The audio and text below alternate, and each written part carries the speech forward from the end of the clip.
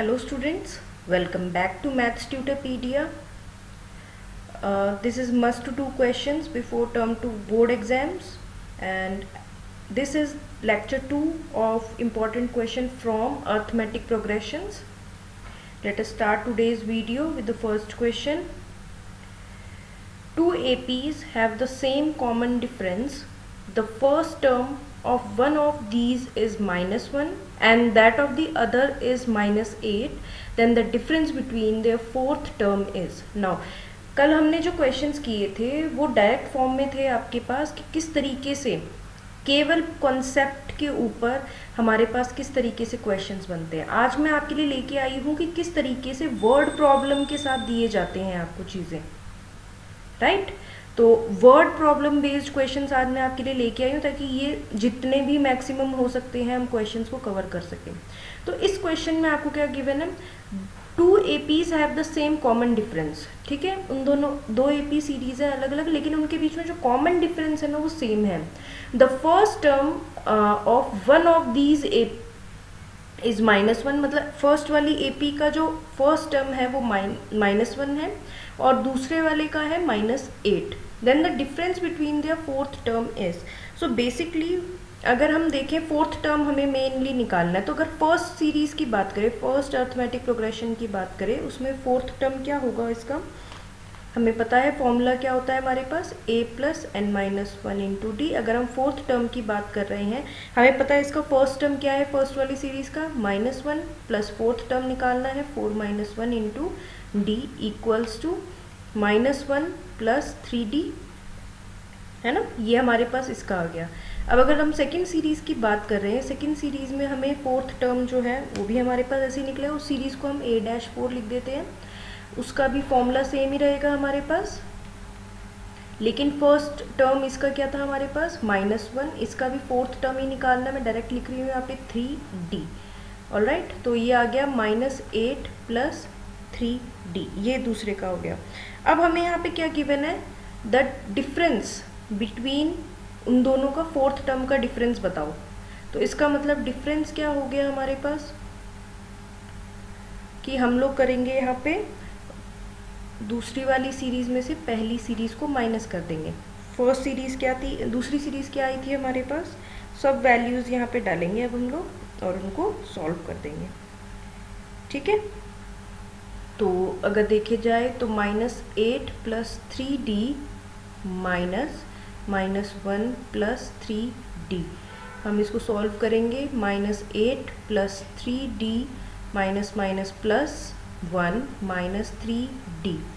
Minus से minus cancel हो जाएगा और आपके पास -8 और +1 कितना आ जाएगा, -7 आ जाएगा आपके पास. तो -7 will be the required difference. Okay,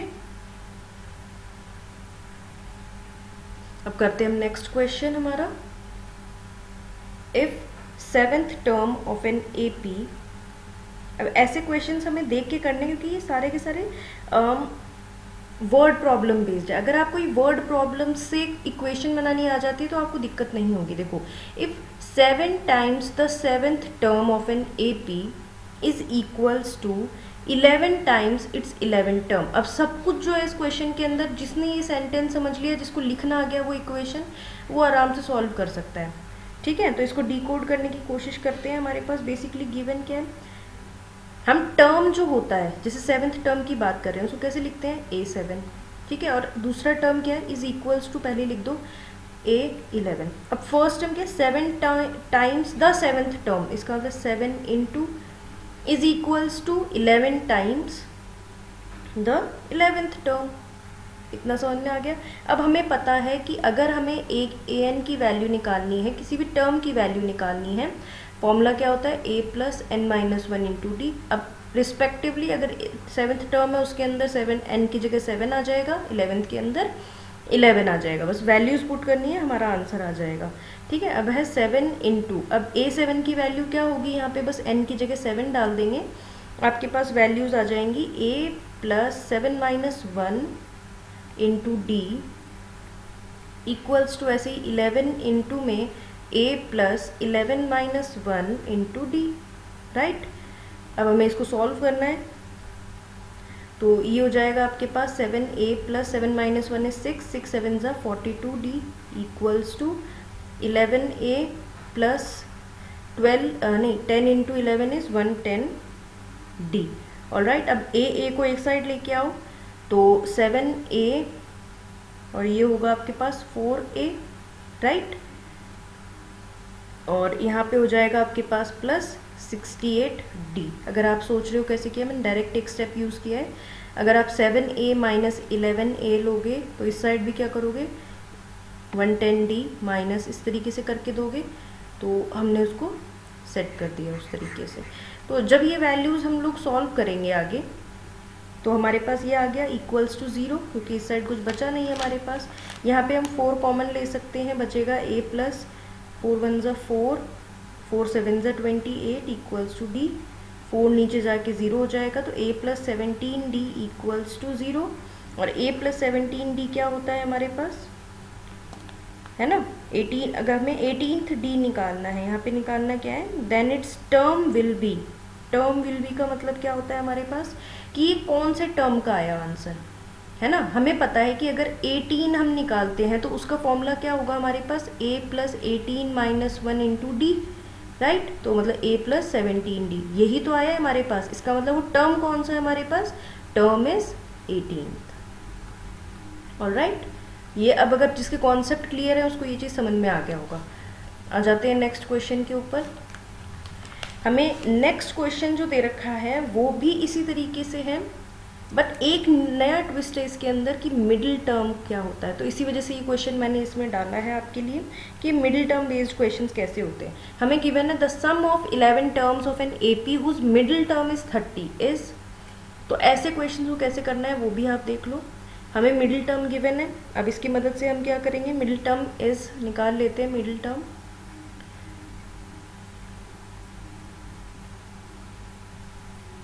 equals to 11 plus 1 upon 2, because हमने n प्लस 1 अपॉन 2 का फॉर्मूला यूज़ किया है यहाँ पे। तो इक्वल्स टू 6th टर्म। हमारे पास अगर इसके हिसाब से देखें तो हमारे पास मिडिल टर्म ये आ रहा है ना। तो हमें यहाँ पे निकालना है ए पी,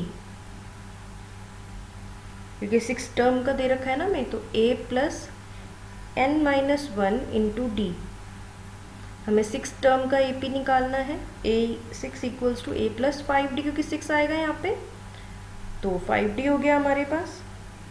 a6 की value is already given in the question, the sum of 11 term of an AP whose middle term is 30 is, है ना। तो a6 ही तो मिडिल टर्म हो गया इसके लिए, 11 के लिए 6th टर्म हमारे पास मिडिल टर्म हो गया। और मिडिल टर्म की वैल्यू कितनी गिवन है आपको, 30 equals to a plus 5d। I hope आप कोरिलेट कर पा रहे हो चीज़ों को।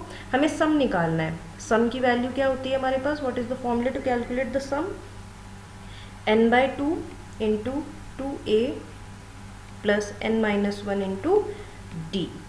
बस इसके अंदर वैल्यूज पुट कर देते हैं हम लोग यहाँ पे। तो हमें निकालना क्या है, 11th टर्म निकालना है, 11/2। तो और इसकी जो वैल्यू आई है आपके पास, ये आप डायरेक्ट डाल सकते हो यहाँ पे, 2a प्लस n माइनस 1 करोगे तो आप आएगा 10d, राइट। अब अगर हम लोग यहाँ पे a की वैल्यू को सब्सटीट्यूट करना चाहें, हमारे पास a की वैल्यू क्या आ जाएगी, यहाँ से अगर हम a की वैल्यू, a को यहीं छोड़ दो तो 30 माइनस 5d आना था हमारे पास। अब मैं वही वैल्यू यहाँ सब्सटीट्यूट कर रही हूँ कि मुझे इन दोनों को लिंक तो करना ही पड़ेगा किसी भी तरीके से। तो 11/2, और मैं यहाँ पे क्या लिखूँगी, 2 इंटू a की वैल्यू क्या है हमारे पास, a की वैल्यू है 30 माइनस 5d प्लस 10d। इसको सॉल्व कर लेते हैं।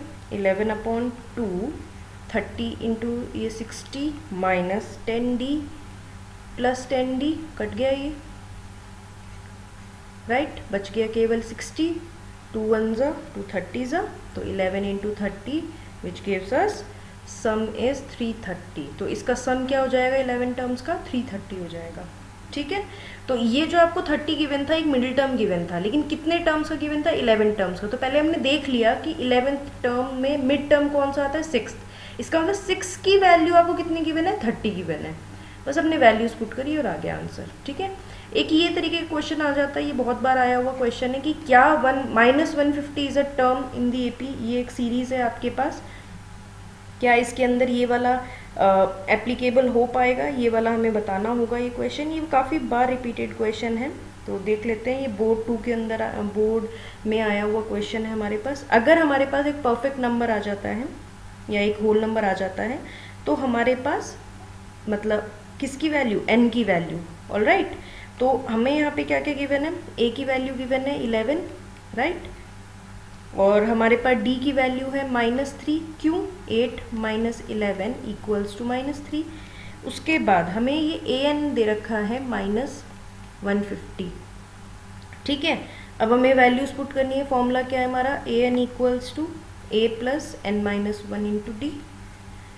बस वैल्यूज पुट करनी है, जो भी मिसिंग वर्ड होगा उसकी जगह पे हम लोग वो लिख देंगे, +n-1, what is d, it is -3। जब इसको हमने सॉल्व किया, -150 इक्वल्स टू 11 -3n + 3, कि मैंने 3 को इंटू कर दिया इन दोनों से, ऑलराइट। तो 3n मैं यहाँ लेके आ गई और सबको इस साइड लेके आ रही हूँ। ये हो जाएगा 164 और n की वैल्यू हो जाएगी 164/3, which is not divisible, point में आएगा तो no, it is not a term, ठीक है। हमें परफेक्ट नंबर चाहिए होता है। अगर ये फ्रैक्शन में आ जाए तो आप नो लिख के आओगे वहाँ पे, ठीक है। टर्म जो होगा वो यही तो होगा कि 1 पे है, 2 पे है, 3 पे है, ये फ्रैक्शन में नहीं होता है इसमें। नेक्स्ट क्वेश्चन है हमारे पास। अब यहाँ पे हमारे पास मैं एक ऐसा क्वेश्चन लेके आई हूँ जिसके अंदर हमें रूट बेस्ड क्वेश्चन गिवन है, ऑलराइट। अब मैंने ये देखा है कई बच्चों को रूट के अंदर क्वेश्चंस निकालने नहीं आते, इवन तो ये बहुत इजी क्वेश्चन है, बट इसमें रूट बेस्ड क्वेश्चन में कैसे होगा ये हमें देखना है। तो हमें एक चीज़ यहाँ पे ध्यान रखनी है, हमें सारे के सारे टर्म्स इस √7 जो भी पहला नंबर दे रखा होता है ना उसके फॉर्म में लिखने हैं, ठीक है। अगर आप a की वैल्यू बात कर रहे हो, ये √7 है, ये दूसरा टर्म है, तो इसकी वैल्यू क्या होगी, a + d। 28 रूट में है, ठीक है। तो 28 रूट में इसका मतलब अगर आप यहाँ पे इसको प्राइम फैक्टराइजेशन करते हो, 2 1 2 4 2 7। अगर आप इसको करना चाहो तो ये क्या बनेगा आपके पास, 2√7, ऑलराइट। 2√7 बन जाएगा हमारे पास। और कैसे बना मैंने बता दिया, 2 का पेयर बन रहा है वो बाहर निकल सकता है, लेकिन 7 अकेला है वो बाहर नहीं निकल सकता, है ना। तो d निकाल सकते हैं यहाँ पे। अब हम लोग d क्या हो जाएगा हमारे पास, second term minus first term -√7। अब यहाँ पे भी क्वेश्चन मार्क हो जाता है, भाई इसको कैसे सॉल्व करें। हमारा बेस, जैसे कि हम लोग x वाले क्वेश्चन सॉल्व करते हैं ना, 2x - x, अगर इसको सॉल्व करते हो क्या आता, x ही आता हमारे पास, क्योंकि ये 1 मानते हैं। तो उसी तरीके से इनको सॉल्व किया करो आप, ठीक है। तो यहाँ पर हमारे पास क्या आ जाएगा, केवल √7 एक डिफरेंस आ जाएगा। नेक्स्ट टर्म अब हमें निकालनी है ना। तो नेक्स्ट टर्म इससे आगे की क्या होगी हमारे पास, वो थर्ड टर्म थी। तो नेक्स्ट टर्म मतलब इस √63 के अंदर और √7 ऐड कर देते, बट √63 को पहले ही आप उसके फॉर्म में लिख दो। तो अगर आप देखोगे 3 2 1 3 7 21 एंड 7 अंदर रह जाएगा। तो हमारे पास एक तरीके से नेक्स्ट टर्म जो होगी वो क्या होगी, मैं √63 को लिख रही हूँ 3√7। अब आपको क्या करना है, प्लस करना है डिफरेंस को, तो ये क्या आ जाएगा 4√7। ये इस तरीके से आपका बन जाएगा, ठीक है। तो ये चीज़ अब हमें समझनी है। और इसको भी अगर आप और नॉर्मल लेके जाना चाहो ना, इसको पूरे को एक और तरीके से भी कर सकते हो कि आप पूरे को रूट में ले लो, 4 को अंदर ले लोगे तो ये क्या हो जाएगा, क्यों आया ये बाहर, क्योंकि इसका 2 पेयर होंगे हमारे पास और 7 का नहीं बन पाया होगा। इसको और सॉल्व करोगे तो 16 × 7, और 16 × 7 क्या होता है हमारे पास, √112। तो नेक्स्ट टर्म हमारे पास या तो इस फॉर्म में होगी या फिर इस फॉर्म में होगी, जैसे भी आप इस क्वेश्चन को करना चाहो, ऑलराइट। अब मैं एक और क्वेश्चन लेके आई हूँ जो मैंने देखा कि नया है हमारे पास, कि k की वैल्यू भी निकालनी आती है AP सीरीज के अंदर। तो ये वाले क्वेश्चन भी कैसे करने हैं वो भी देख लो आप। For what value of k will the consecutive terms 2k+, अभी कंसेक्यूटिव टर्म्स है हमारे पास एक AP के अंदर, ठीक है। अब हमें पता है कि डिफरेंस क्या होते हैं, इनके सेम होते हैं। इसका मतलब इसके बीच में और इसके बीच में जो डिफरेंस होगा विल बी इसके और इसके बीच में जो डिफरेंस होगा। तो 3k, ये मैंने पहला क्वेश्चन भी करवाया था बट इसमें k की फॉर्म है, इसी वजह से मैं इसको वापस लेके आई हूँ। हमें k निकालना है, उसमें तो केवल हमें डिफरेंस निकालना था। तो 5k minus 1 minus 3k plus 3 हो गया यहाँ पे, है ना। तो 3k plus 3 minus 2k minus 1 equals to 5k minus 1 minus 3k minus 3। इसको और सॉल्व करेंगे तो ये k हो जाएगा आपके पास, ये प्लस 2 हो जाएगा, इक्वल्स टू ये हो जाएगा आपके पास 2k माइनस 4। अब k और k को एक साइड लेके आते हैं और कांस्टेंट टर्म्स को हम एक साइड लेके आते हैं, 2k plus k 6 equals to 3k। तो k की वैल्यू आ गई आपके पास 2। ठीक है, हमारे पास माइनस, एक मिनट कंफर्म कर देती हूँ मैं आपको, ये प्लस में था, ये माइनस होगा, सॉरी ये मेरी कैलकुलेशन मिस्टेक है। तो मतलब यहीं पे ख़त्म हो गया हमारा, 6 आएगा k की वैल्यू। ऑलराइट, ठीक है। नेक्स्ट क्वेश्चन है हमारे पास, ये भी देख लेते हैं। अब इस क्वेश्चन में क्या है आपके पास, वही वर्ड प्रॉब्लम बेस्ड क्वेश्चन लेके आई हूँ मैं आपके लिए। ठीक है, अब वर्ड प्रॉब्लम बेस्ड क्वेश्चन, एक ये वाला क्वेश्चन करके देखते हैं फटाफट से हम लोग। इस क्वेश्चन में हमें गिवन है विच term of the AP will be 120 more then it's 21st term. अब मैंने बोला कि अगर आपने इक्वेशन बना ली आपको आ जाएगा आराम से इक्वेशन, है ना। तो सबसे पहली बात तो ये हमें बोला हुआ है कौन सी टर्म इसकी will be 120 more then it's 21st term. तो पहली बात तो ए क्या गिवन है हमें इस क्वेश्चन में 3, डी कितना हो गया 15 माइनस 3 विच इज 12, है ना। तो 21st टर्म बोला हुआ है हमारे पास इक्वल्स टू, अगर हम निकालना चाहें तो क्या हो जाएगा a plus N minus 1 into D, values put कर देते हैं। a है हमारे पास 3 प्लस n है हमारे पास 21 minus 1 is 20 and into 12 which exactly gives us, कितना हो जाएगा ये वाली वैल्यू हमारे पास 243 हो जाएगा एक तरीके से, 243। तो 21st टर्म जो है हमारे पास वो क्या आ गई, ये आपके पास 21st टर्म है। यहाँ पे हमें को क्या लिखा हुआ है, कौन सी टर्म है जो कि 120 मोर देन इट्स 20 टर्म, है ना। तो हम लोग पहले तो वो निकाल लेते हैं। Now we need to calculate term which is 120 more than, तो इट शुड बी क्या होगी हमारे पास, इट शुड बी,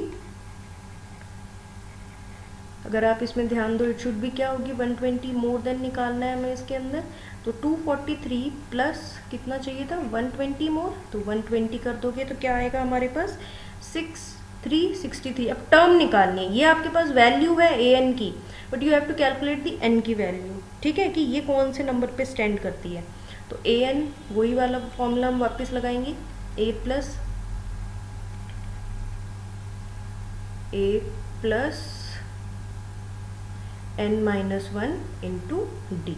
ओके, तो ए एन है हमारे पास 363 equals to A plus N की वैल्यू हमें निकालनी है, इसको एज इट इज छोड़ दो 12।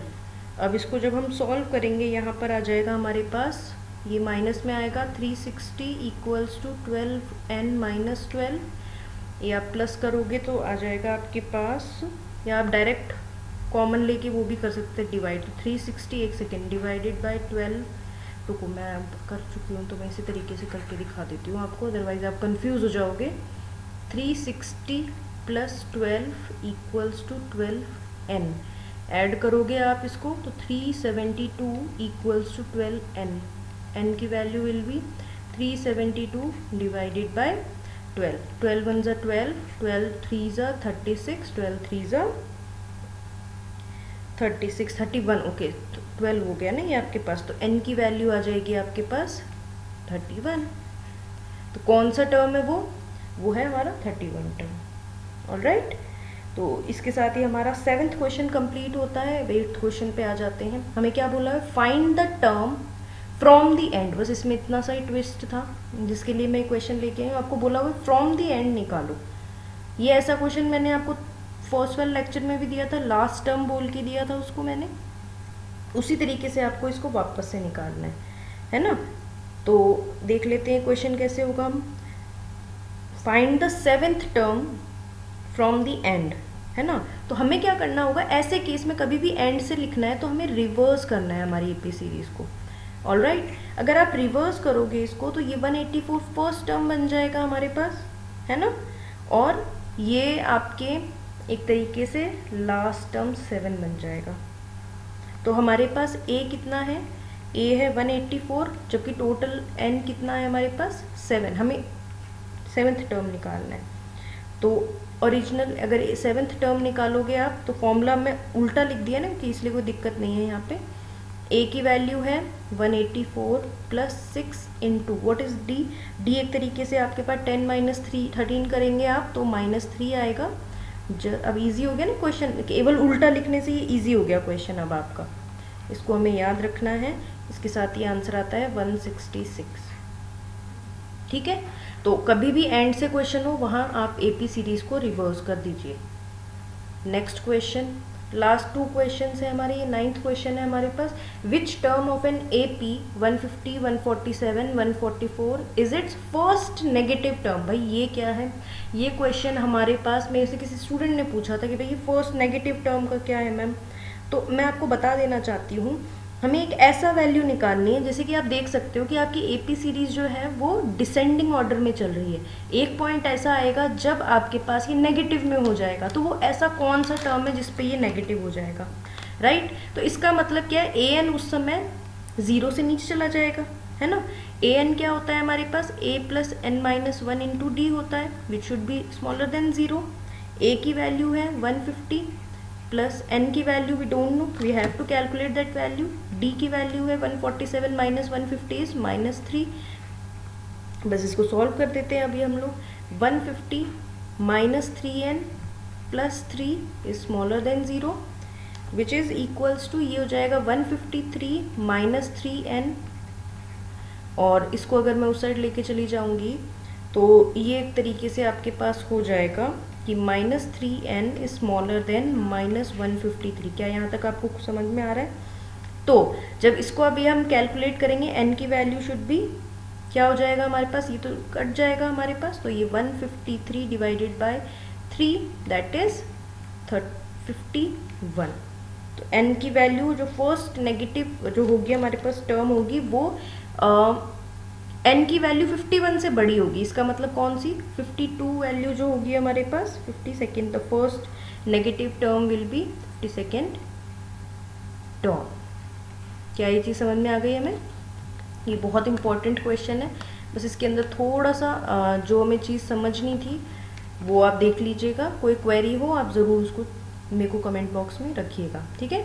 Now the last question is how many terms of an AP, how many terms of an AP 65, 60, 55 be taken so that their sum is 0। हमें ऐसे बोला हुआ है कि कितने टर्म लेने पड़ेंगे इस AP सीरीज में कि हमारा जो आखिरी सम होना वो 0। इसका मतलब सम ऑलरेडी गिवन है, हमें क्या चाहिए उस केस में 0, राइट। हमारे पास A कितना गिवन है 65, हमें D कितना गिवन है -5, और बस मैंने SN तो आपको बता ही दिया है, बस इसके अंदर वैल्यूज पुट करनी है हमें। हमें पता है कि फॉर्मूला क्या होता है SN का, हमारे पास SN का फॉर्मूला होता है n/2 into 2a plus n-1 into D, ठीक है। बस वैल्यूज पुट करनी है अब हमें। SN की वैल्यू कितनी है हमारे पास 0 ऑलरेडी, तो ये 0 हो जाएगा आपके पास। n की वैल्यू हमें पता नहीं है, n-2 equals 2 into a is 2 into 65 plus n minus 1 into -5। 2 ऊपर जाएगा 0 हो जाएगा, यहाँ पे हमारे पास केवल n रह जाएगा। ये बेसिकली हो जाएगा 135 प्लस -5 135 हो जाएगा, 130 और यहाँ पर 135। ऑल राइट, तो अगर आप देखोगे इस क्वेश्चन को यहाँ पर तो 0 equals to 9/2 130 minus 5n plus 5, ठीक है। मैं भी ये बोल रही थी आपको। इसको भी अगर आप सॉल्व करने की कोशिश करेंगे यहाँ पे तो 2 तो ऊपर चला जाएगा, 0 इक्वल्स टू n बचेगा। यहाँ पे सॉल्व करेंगे 135 माइनस 5n, और भी इसको सॉल्व करेंगे n से इंटू करोगे आप, तो ये हो जाएगा 0 equals to 135n minus 5n square, ठीक है। या फिर आप डायरेक्ट भी ये चीज़ कर सकते थे कि आपने इतना लिख दिया ना, एक बार n को 0 के इक्वल रख दो, और एक बार ये वाली चीज़ भी हमें n इसके 0 के इक्वल रखनी है यहाँ पे, है कि नहीं। तो यहाँ पे देखो मैं बताती हूँ मैं क्या कह रही हूँ। n को मैंने कॉमन निकाल लिया है, यहाँ पे बचेगा क्या 135 माइनस 5n। n तो वैल्यू 0 हो जाएगी, एक बार इसको भी तो हम लोग इसके इक्वल रखेंगे। तो 5n की वैल्यू देखो n इसके नीचे चला जाएगा, 0 हो जाएगा। तो 5n की वैल्यू एक हमारे पास वैल्यू 135 ये भी बचेगी। तो 5n यहाँ लेके आ जाओ, 135 यहीं रह जाएगा। n की value will be 135 divided by 5 which is equals to 27। Alright, तो ये क्वेश्चंस जो है हमारे पास केवल वर्ड प्रॉब्लम बेस्ड क्वेश्चंस थे, और इसी के साथ जो मोस्ट इंपॉर्टेंट क्वेश्चन थे एपी सीरीज के वो मैंने खत्म कर दिए हैं आज। ये टोटल 20 क्वेश्चंस थे। We have already completed 7 question in the earlier video, so I would recommend you all to check those questions out, and we have already completed many chapters along with AP chapter। और इसके बाद जो भी मुझे important लगेगा वो chapter की series में कल लेके आऊँगी आपके लिए। और पेपर बस आ चुका है आपका, तो मेहनत एकदम पूरी तरीके से झोंक दो अपनी तैयारी के अंदर। तो अब मैं कल लेके आऊँगी आपके लिए नई वीडियो, तब तक के लिए थैंक यू।